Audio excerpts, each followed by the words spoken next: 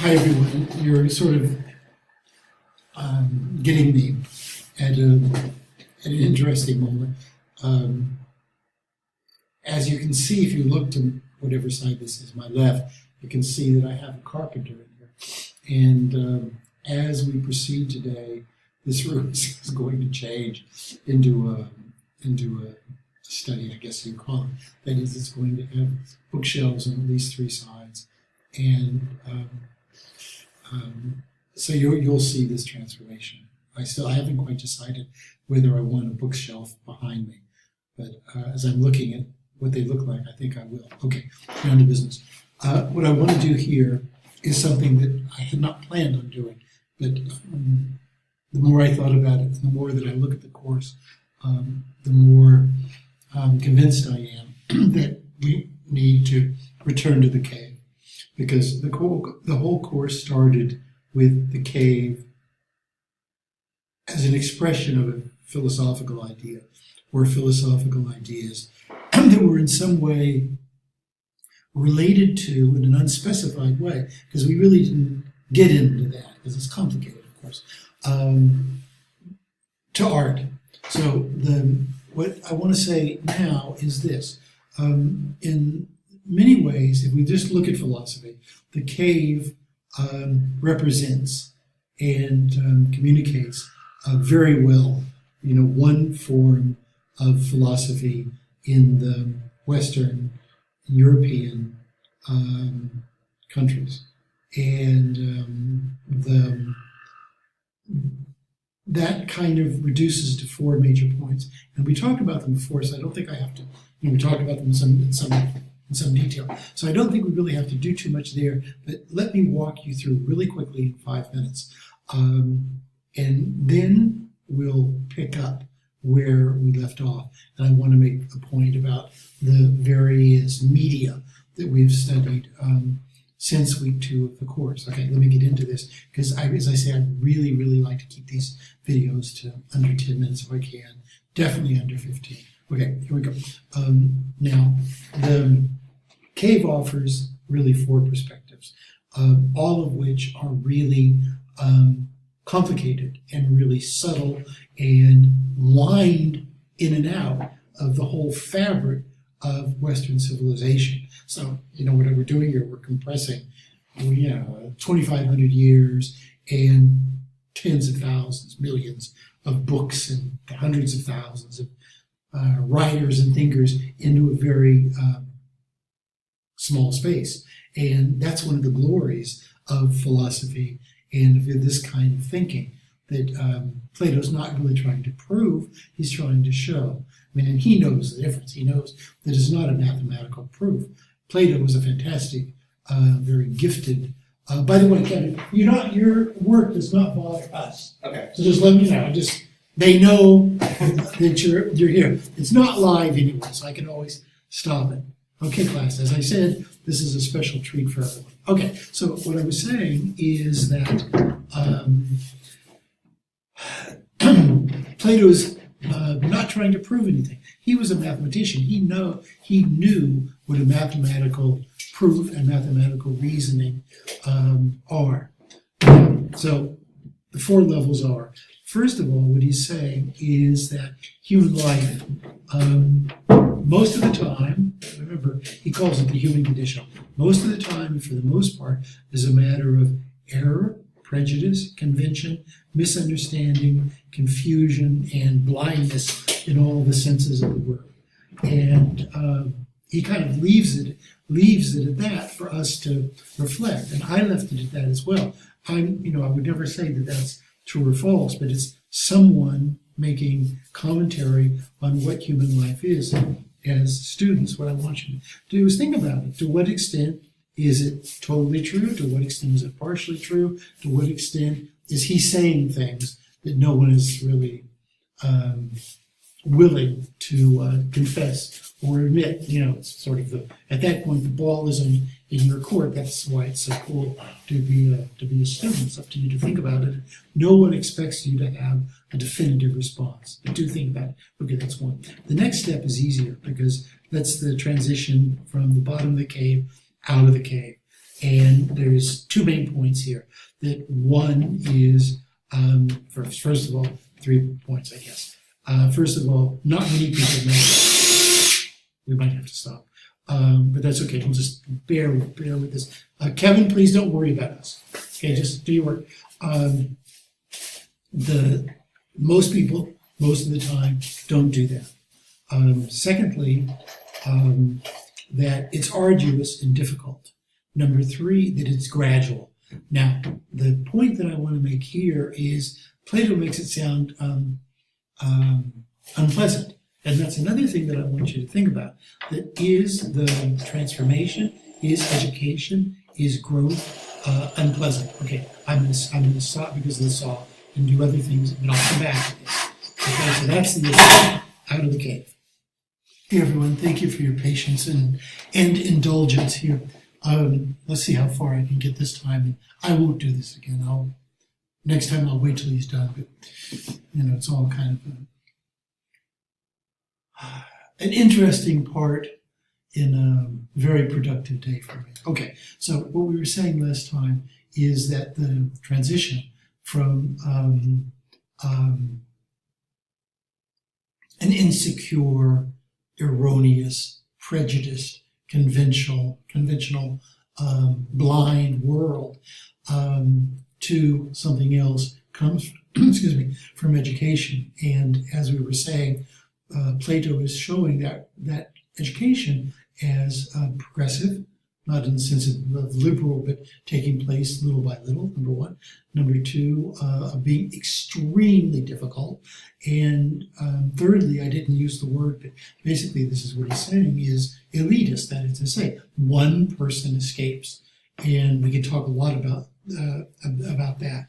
But the point is, that's only one view of education, I think. And I want you to ask whether education is, as Plato was saying, difficult and arduous and unpleasant, or something else. And you'll see that's where art comes in, because I think by and large, art is not like that. There's a different modality. It's a different kind of education. And I'll come back to that in a second. So the third part of the cave is that part about the outside. Now, the point here is that Plato is saying there is, of necessity, an objective truth, that truth has a structure, and once in the way of going beyond the conventional prejudiced world is to understand that. If you don't get to the sun, to the clouds, the moon, whatever, and all that stuff that he described, you don't really get to anything like the truth. Now, this is like the key to one of the things that we have to talk about. That is to say, to what extent is there a stable, firm, eternal, unchanging truth? And this is what will come out as we start to talk about religion and literature and painting.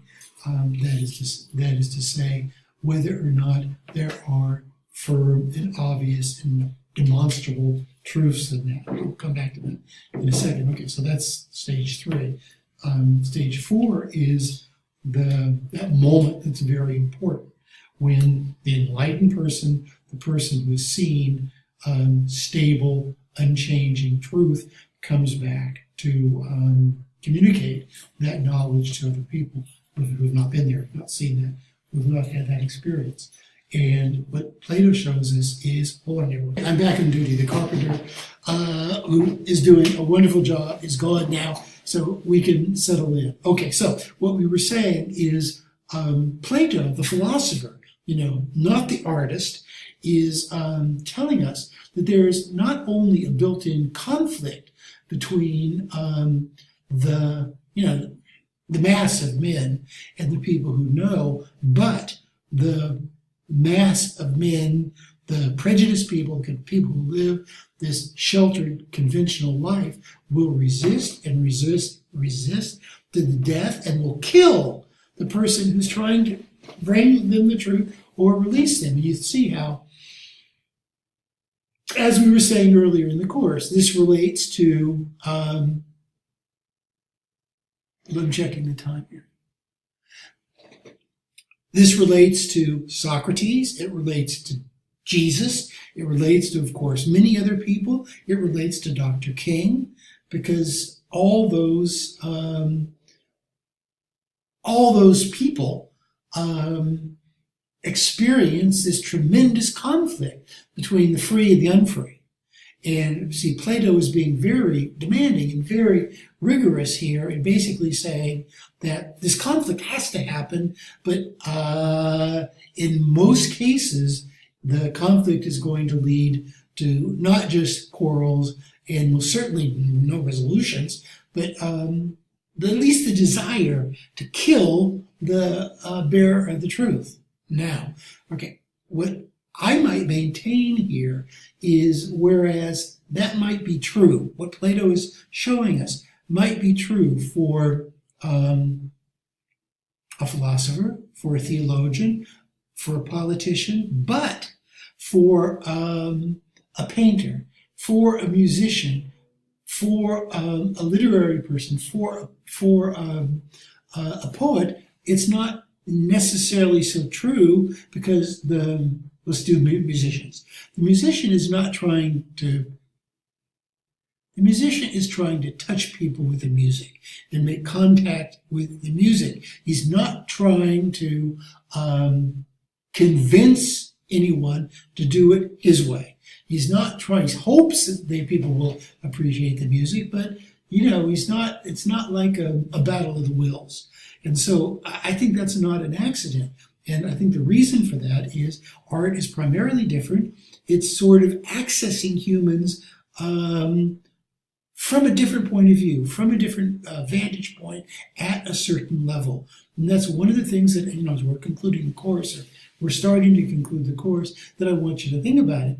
Think about, what is painting? What is music? What is literature doing exactly? What is the contact between all these things and humans? Okay, and so there's many questions that flow from this.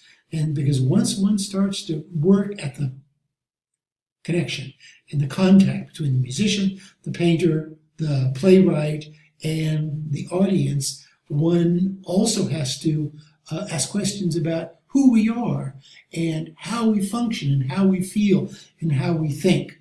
And I think at that point, there's another implication, and that implication is how important the arts are. And that the arts reveal things that other modes of knowledge and other modes of expression